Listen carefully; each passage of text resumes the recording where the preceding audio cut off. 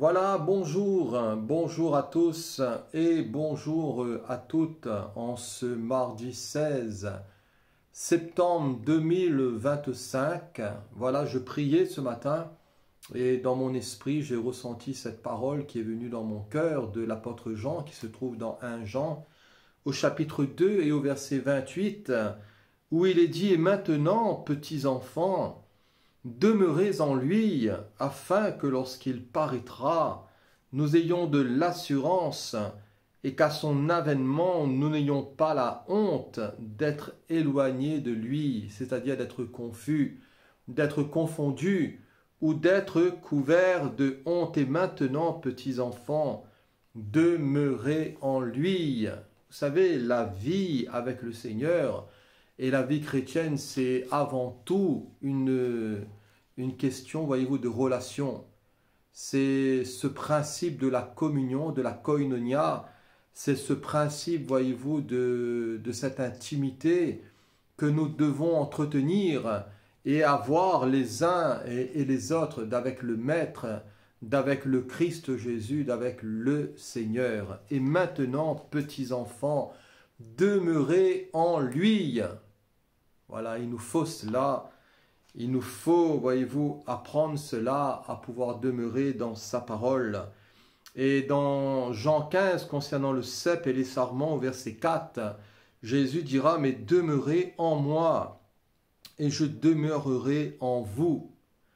Comme le sarment ne peut de lui-même porter du fruit s'il ne demeure attaché au cep, ainsi vous ne le pouvez pas non plus si vous ne demeurez en moi. » Alors cela ici est clair.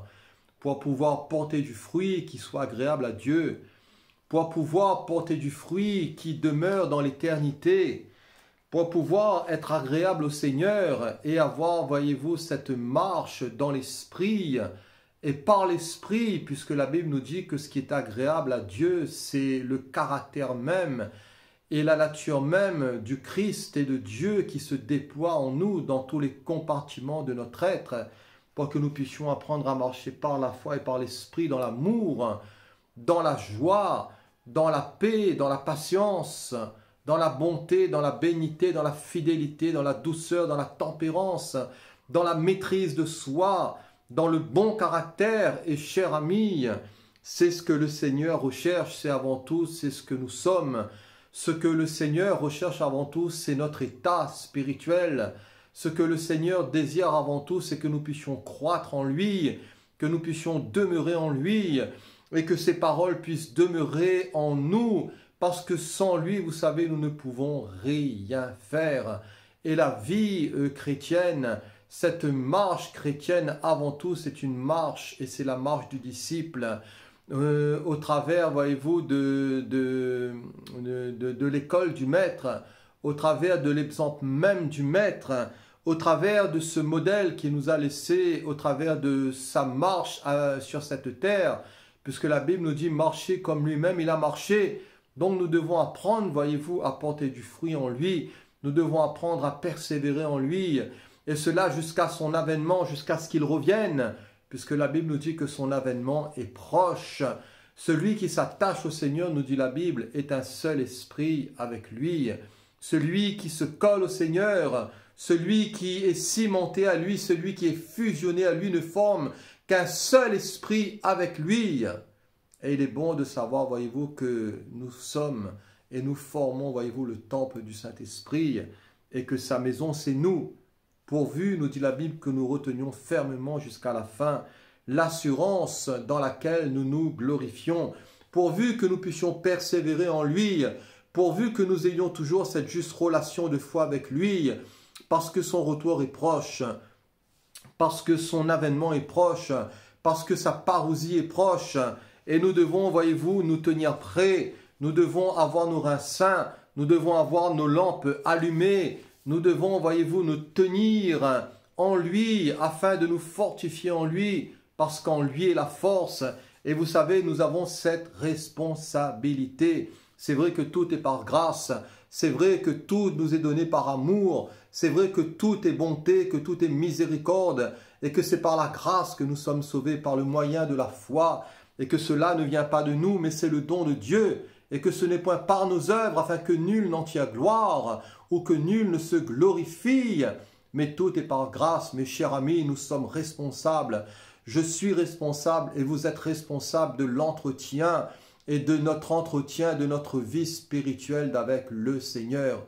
Et voyez-vous, cela me fait penser à la parabole des 10 vierges, où ces vierges folles diront à ces sages, « Mais donnez-nous de votre huile, car nos lampes s'éteignent. » Mes chers amis, comment pouvons-nous donner le Saint-Esprit, ou comment pouvons-nous donner notre consécration, ou ce que nous avons reçu du Seigneur aux autres?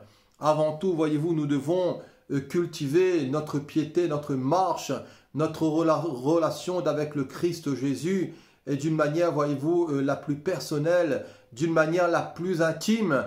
Et chacun est responsable, voyez-vous, de la manière dont il bâtit sur ce fondement qui est Christ.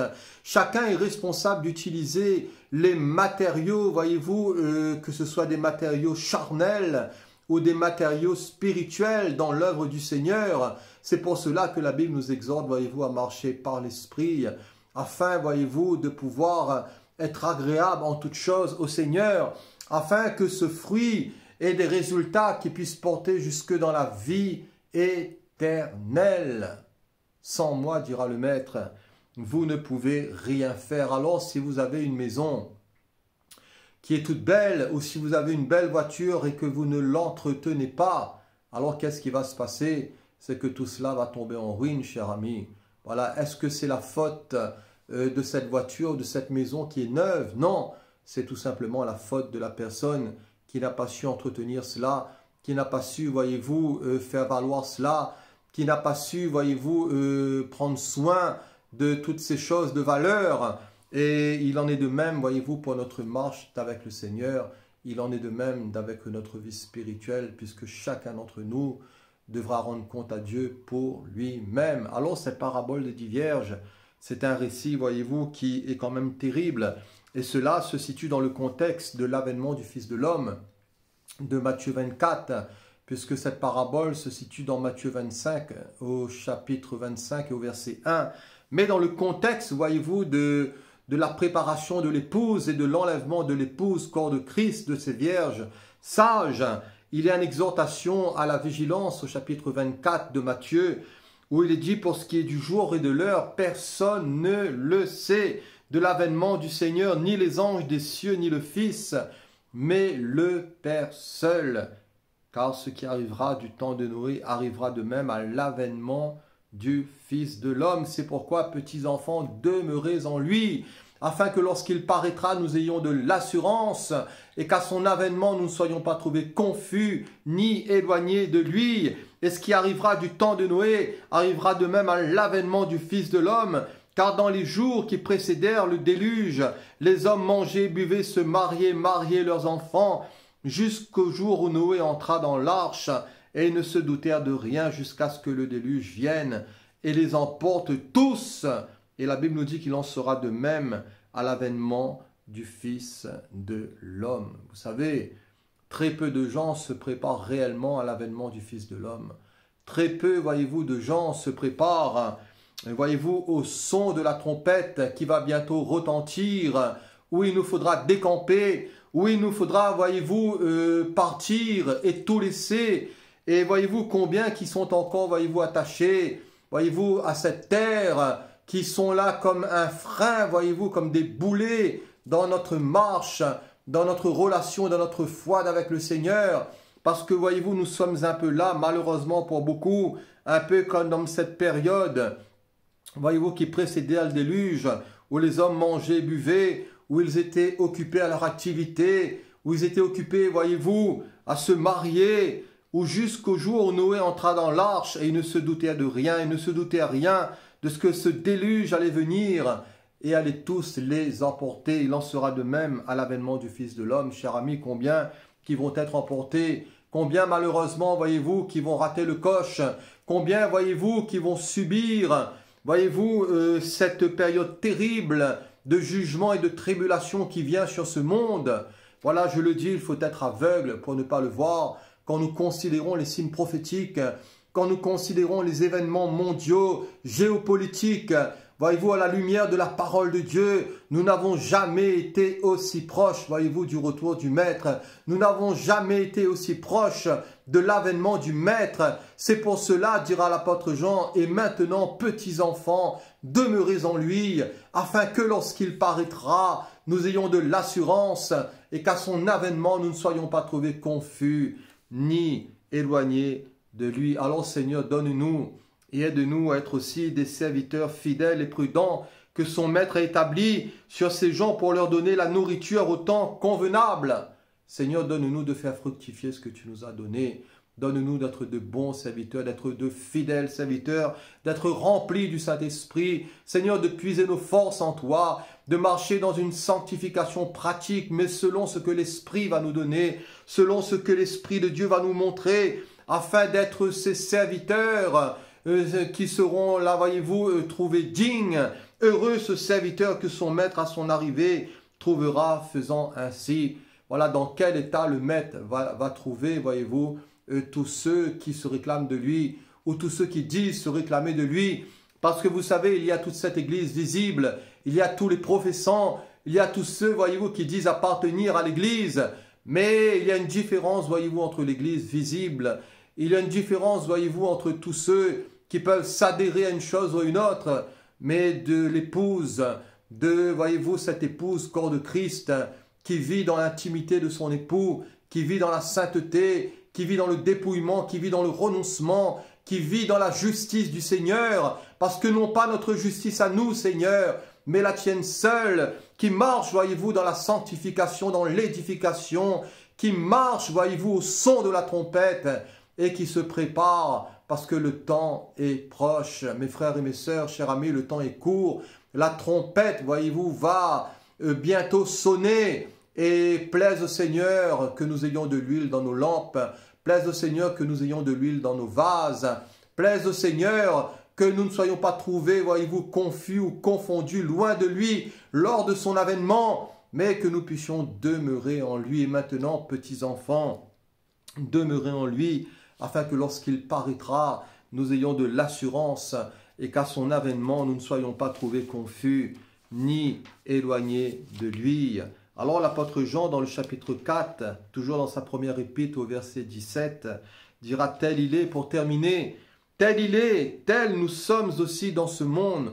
Aussi marchons et apprenons à marcher comme lui-même a marché. » Le Seigneur a marché à 100% par l'Esprit.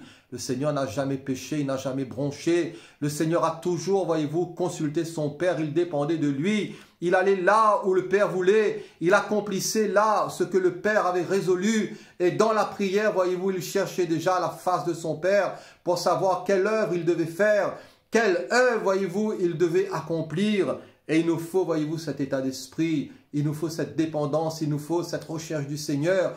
Et ne pas être là dans l'activisme, ne pas être là, voyez-vous, constamment à vouloir essayer, voyez-vous, de pratiquer des œuvres à fond, pour essayer de mériter je ne sais quoi. Non, cher ami, ce n'est pas par le produit des œuvres que nous sommes agréables à Dieu. Les œuvres viennent ensuite, le faire vient ensuite. Mais ce qui compte, voyez-vous, c'est notre relation, c'est notre intimité, c'est notre marche avec le Seigneur. Alors tel il est, tel nous sommes aussi. Dans ce monde, nous sommes là aussi, voyez-vous, le sel de la terre et la lumière du monde, comme a dit le Maître. C'est en cela que l'amour est parfait en nous, afin que nous ayons de l'assurance au jour du jugement. Pour avoir de l'assurance au jour du jugement, il nous faut, voyez-vous, être de plus en plus conformes au Maître. Il nous faut nous calquer sur lui. Il nous faut nous apprendre à nous identifier par la foi en lui et à marcher avec lui et à nous approcher du trône de la grâce afin d'être secourus, voyez-vous, dans nos besoins. Le Seigneur est à la porte. À nous, voyez-vous, d'être de bons gérants. À nous d'être de bons dispensateurs des diverses grâces de Dieu. À nous, voyez-vous, de nous tenir éveillés par une consécration réelle, par une vie, voyez-vous, de piété, par une vie de sainteté pratique, selon la direction que le Seigneur va nous montrer dans son plan, dans ses voies, parce que voyez-vous, tout n'est pas figé. Ce n'est pas parce qu'un tel fait ceci ou cela que nous sommes, voyez-vous, appelés à faire la même chose. Le Seigneur a un plan différent pour chacun. Plaise au Seigneur que nous soyons conduits par lui.